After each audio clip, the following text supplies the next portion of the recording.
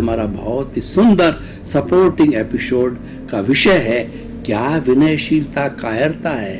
भाई और बहनों, बहुत ही सुंदर विषय है। विनय एक ऐसा गुण है, सब गुणों की खान है।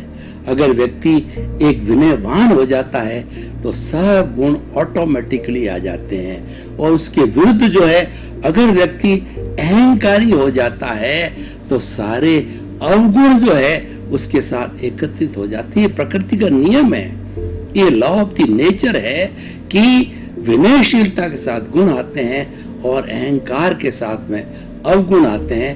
तो अब निर्णय आपका है, रास्ता आपको चुनना पड़ेगा कि विनयशील बनना है या अहंकारी बनना है। अहंकारी जो होता है उसका विनाश होता है और अहंकारी व्यक्ति जीवन में कोई बड़ा कार्य नहीं कर सकता है। अहंकारी व्यक्ति जीवन में बदनाम होकर के जाता है और विनयशील व्यक्ति जीवन में नाम कमा कर जाता है, जीवन में कुछ हासिल करके जाता है, अपने लिए भी प्रसन्नता हासिल करता है और दुनिया को जो है वो बहुत बड़ा ज्ञान दे करके जाता है।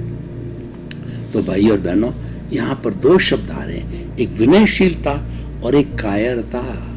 कई बार क्या होता है कि व्यक्ति पोलाइट होता है तो लोग व्यवहार की भाषा में कहते हैं कि ये कायर है, और लोग जो बोलचाल की भाषा में लोग जो करते हैं वो तो टिट फॉर टैट करता है, ईंट का जवाब पत्थर से देता है, क्रिया की प्रतिक्रिया करता है, नेले पे दैला मारता है, उसको ही व्यक्ति को चतुर माना जाता है। ये व्यवहार जगत की परिभाषा है, लेकिन निश्चय जगत की परिभाषा इससे अलग है। निश्चय और व्यवहार दोनों साथ चलते हैं। व्यवहार हमारा परिणाम है और निश्चय हमारा पुरुषार्थ है। और ये व्यवहार से व्यवहार, निश्चय से व्यवहार बना है। व्यवहार हमारा भोग है, हम ये पीछे से लेकर के आए हैं, ये हमको भोगना पड़ेगा।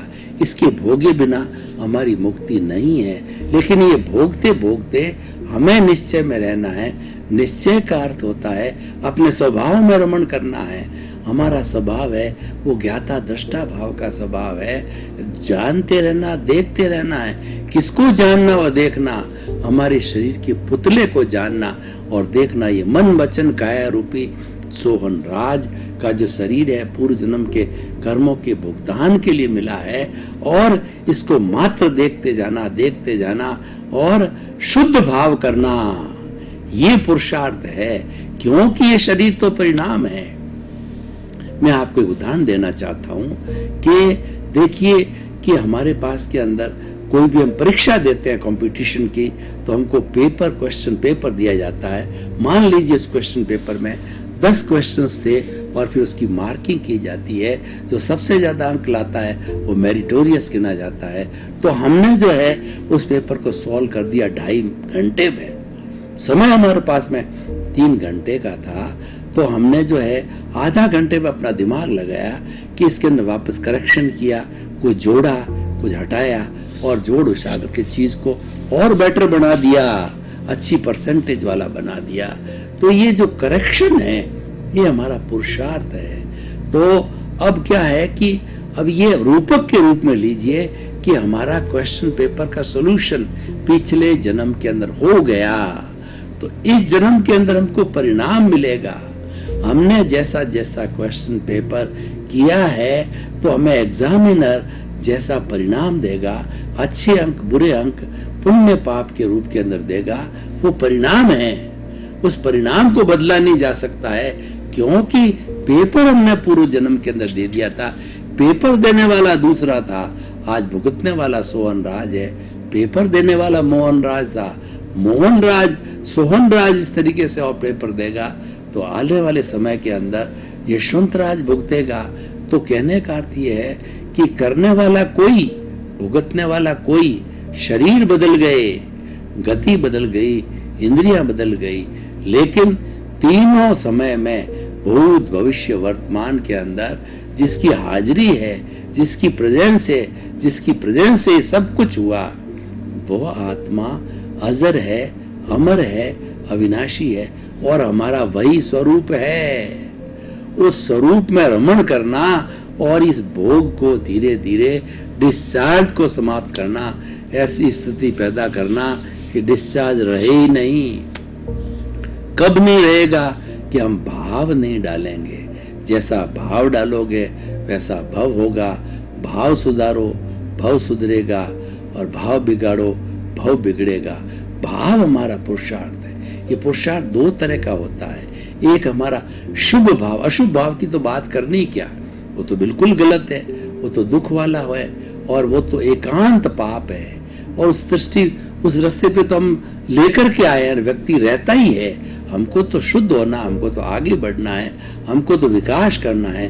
तब हम शुभ भावों की बात करते हैं। शुभ भाव धीरे धीरे आराम से चलने का रास्ता है, और शुद्ध भाव है वो अक्रम विज्ञान है, और शुभ भाव है वो क्रमिक विज्ञान है। क्रमिक विज्ञान हर समय रहता है और रहेगा।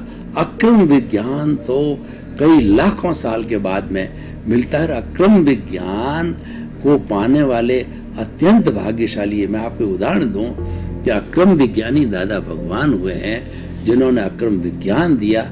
10 लाख वर्ष तक भरत चक्रवर्ती जो भगवान ऋषभ है, उनके समय से उनके साथ में ये जीव था, और 10 लाख वर्ष तक ये सोचता रहा कि मैं कौन हूँ, सृष्टि का नियंता कौन है, और इस सृष्टि ये कैसे चलती है, सृष्टि क्या है, और व्यक्ति करता है या नहीं है। तब उनको जाकर के 1958 के अंदर जो है वो नया ज्ञान मिला। उन्होंने अक्रम दिया 10 लाख साल के बाद में, और वो कहा करते थे कि इसकी उम्र 250 वर्ष की है। अत्यंत पुण्यशाली जीव जो है उनको ये मिलेगा। वह दृष्टि विज्ञान है, वह एक हाई जंप है, वह एक लिफ्ट है, और वह जो एक हेलीकॉप्टर है कि हम जल्दी से पहुंच जाते हैं। इसका कोई क्रम नहीं है। ऐसा नहीं है कि पहला गुण स्थान, दूसरा, तीसरा, चौथा करके 14 स्थान में गुण में पहुंचेंगे।